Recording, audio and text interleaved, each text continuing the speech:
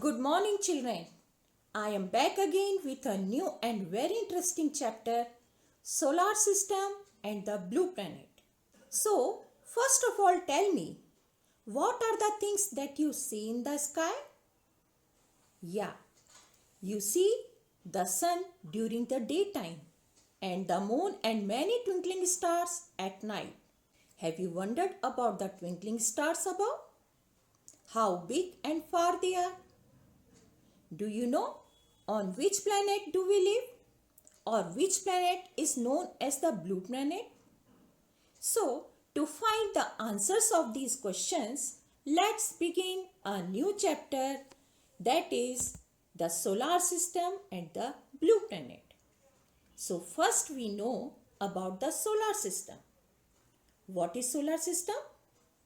The sun, the planets, their moon and other heavenly objects are collectively known as solar system. There are millions of solar systems in the universe. You know universe?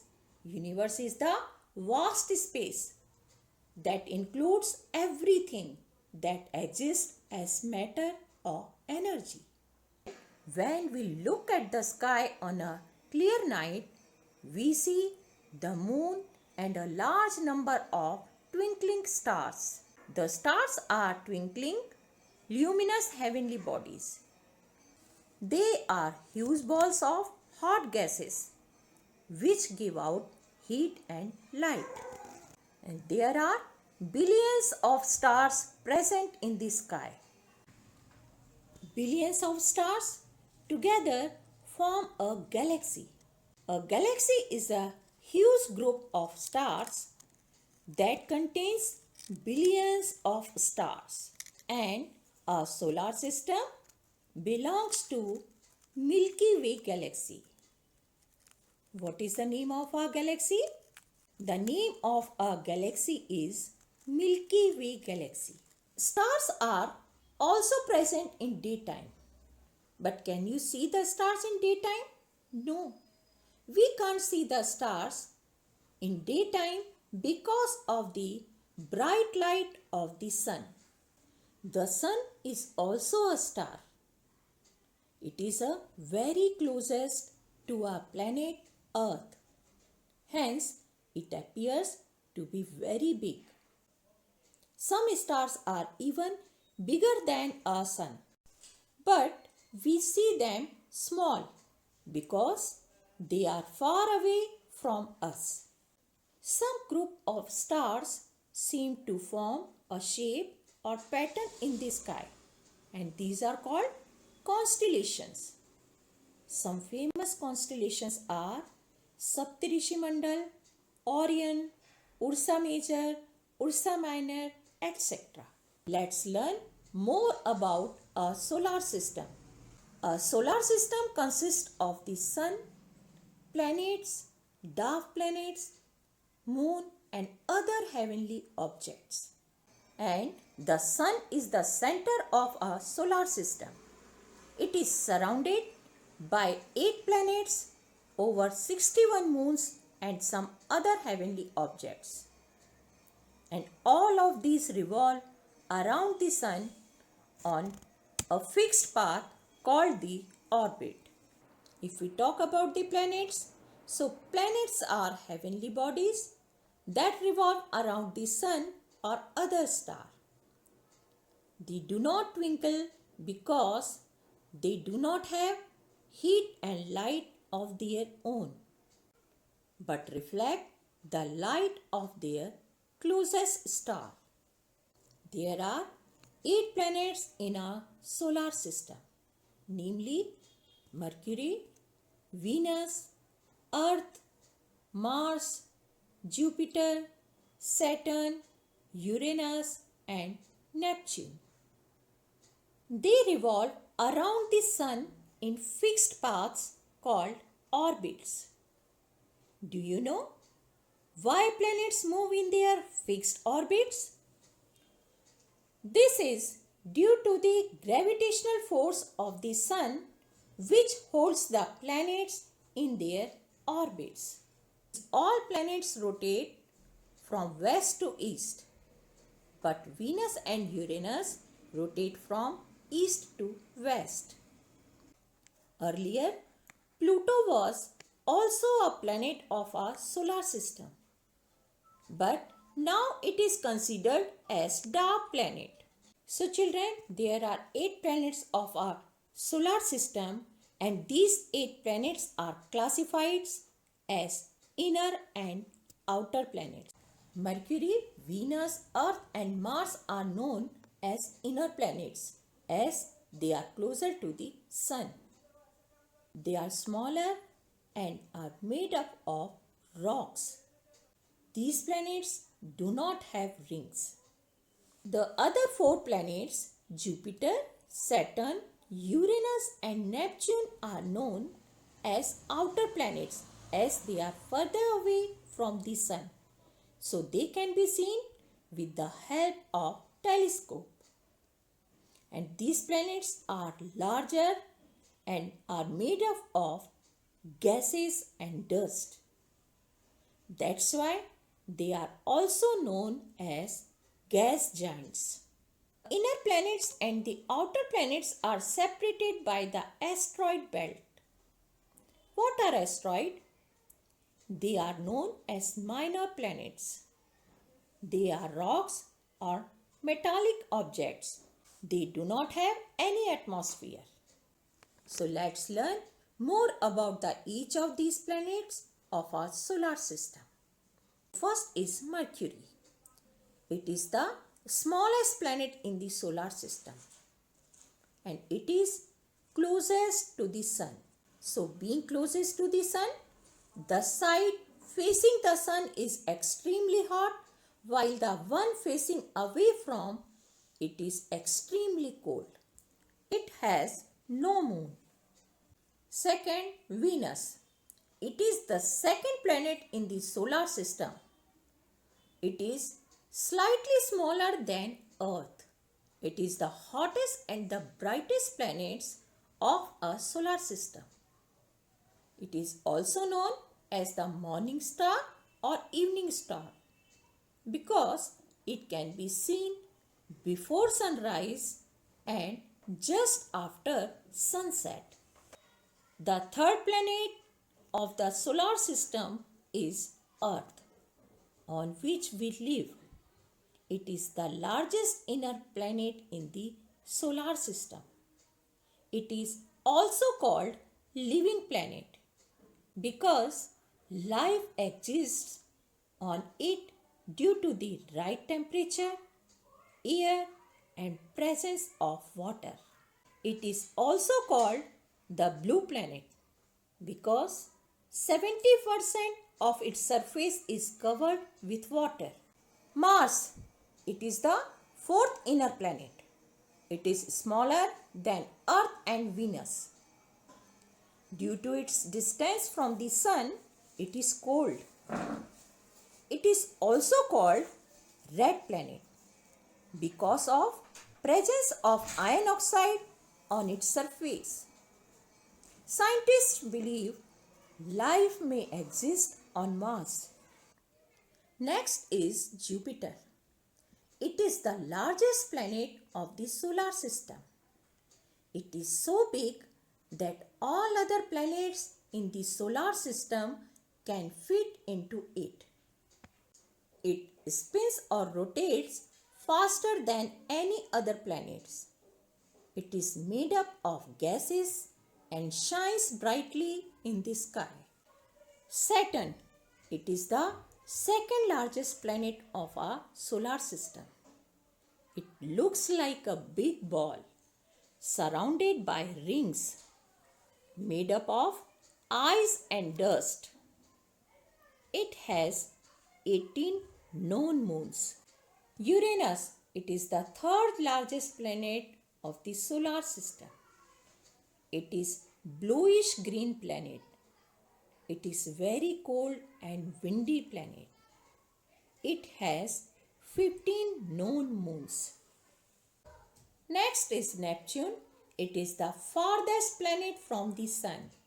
It is very cold planet. Now we move on to the satellites. Satellites are smaller, non-luminous heavenly bodies that revolve around the planets.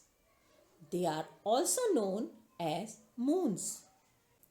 These moons or satellites move on a fixed path around their planets known as orbits. The moon is the Earth's only natural satellite and it is the fifth largest satellite in the solar system. The moon does not have its own light, but we can see moon shining. Why? Because it reflects sunlight from its surface. So children, there is no atmosphere on the moon. That's why there is no life on the moon. Let's learn more about our planet Earth. A planet is a unique planet in the solar system. Why? Because it is the only planet which has the water and the atmosphere that support life on it. Life on the earth would not have been possible without the sun. The sun is the source of all forms of energy on the earth. Do you ever wonder how old the earth is? According to the scientists, the earth was formed 4 to 5 billion years ago. It is believed that it was like a ball of dust and hot gases in the beginning. It kept spinning for millions of years. As it spun, its outer surface turned cold and hard and formed crust-like layer on which we live. There are 3 layers of the earth: crust, mantle and core. Crust. It is the outermost cool layer of the earth which supports life. It is about 30 kilometers thick. The middle layer of the earth is mantle. It is below the crust and made up of rocks. It is about 3000 kilometers thick. The innermost layer of the earth is core. It is the center of the earth. It is huge ball made up of hot heavy metals. Core has 2 layers: the inner core and the outer core. The inner core is solid due to the great pressure, while the outer core is in a molten state. The core is extremely hot with very high temperature, that is about 5700 degrees Celsius. Let's learn about the movements of the earth. As we know that in our solar system, all the planets including earth moves around the sun. While moving around the sun, the earth also spins on its axis. And these movements causes day and night and also seasons. So, rotation and revolution are 2 motions of the earth. So, let's learn about these movements of the earth. So, first we learn about the rotation of the earth. To understand rotation, let's see a top which is rotating on its nail. If you draw an imaginary line from the nail to the top, it will be the line around which to the top rotates. Same way, the earth also rotates around an imaginary line that passes through the center of the earth from North Pole to the South Pole of the earth. This imaginary line is called axis of the earth. You can see this line is not straight. It is slightly tilted to the right. So, the movement of the earth on its axis is called rotation. And the earth rotates from west to east. So, the rotation of the earth is responsible for the formation of day and night. How? Let's see. At a time, only half of the earth faces the sun and receives sunlight. And this part has day. So, the part of the earth that facing the sun has daytime. The other half part that does not face the sun or that is away from the sun has night. So, day and night on the earth occur because of its rotation. Let's understand about the revolution of the earth. We know the axis of the earth is not vertical, it is tilted. There is another imaginary line which divides the earth into two equal halves, and this imaginary line is called equator. So, the equator divides the earth into two equal halves. The top half is called northern hemisphere and the bottom half is called as southern hemisphere. So, besides spinning on its axis, the earth also goes around the sun. And the movement of the earth around the sun in a fixed orbit is called revolution.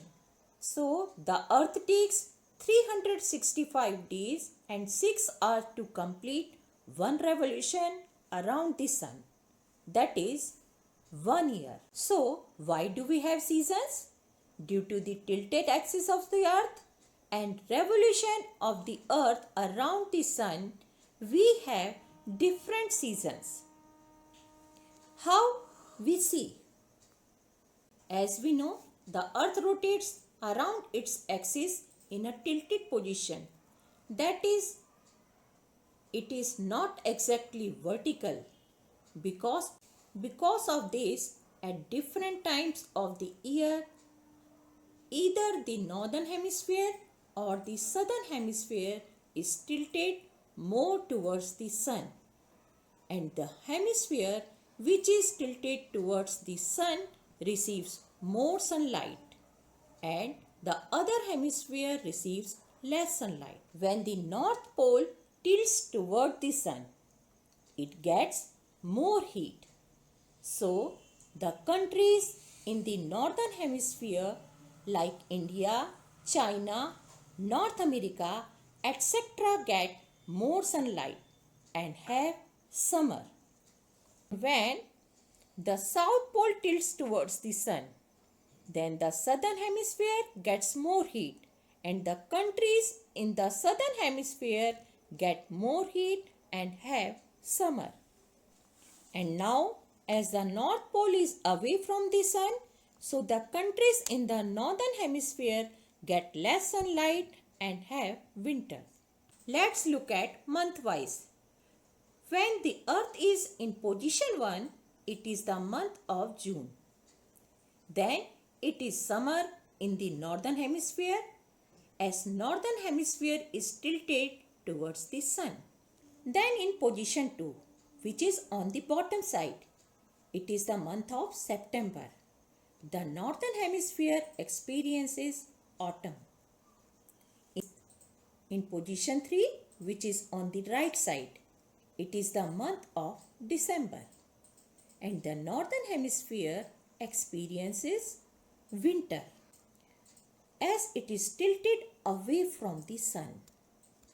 In position 4, which is shown in the top side, it is a month of March. So, the northern hemisphere experiences spring, and at the same time of the year, the southern hemisphere experiences an equally opposite season, that is winter in June in position 1, followed by spring in September in position 2, followed by summer in December in position 3, followed by autumn in March in position 4. So children, revolution of the earth causes different seasons on the earth. Now this chapter is over. So what you have learned in this chapter? You have learned about the solar system, the stars, the planets, more about our planet Earth, and also about the movement of the earth. Now this is the time for your homework. So what is your homework? Question number 1, define. First one, axis. Second, orbit. Third, equator. And fourth, planet. Question number 2, name the following. First, the largest planet. Second, the only planet where life is possible. Third, the hottest planet. So children, you read the chapter, learn all the exercises and question answers. And also watch this video. So be safe. Thank you.